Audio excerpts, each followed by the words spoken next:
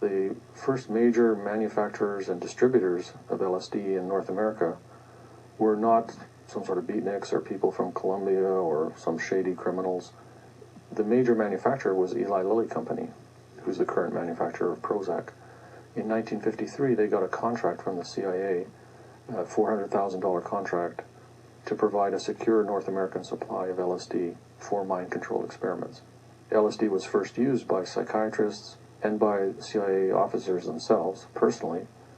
Then they started using it in mind control experiments for brainwashing and interrogation, and then from there it spilled out into the general culture. This wasn't just a few rogue mad scientists in a basement somewhere. This was the leading chairman of departments of psychiatry at the major medical schools, grandfathers of 20th century psychiatry, editors of leading academic journals. One of the most amazing things I found out about is brain electrode implants.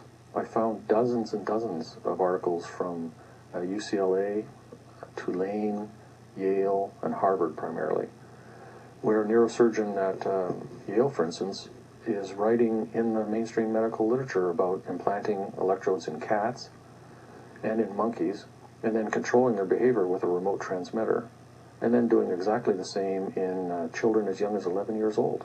All these brain electrode experiments, LSD experiments, hypnosis experiments, Manchurian Candidate experiments, violated basic medical ethics.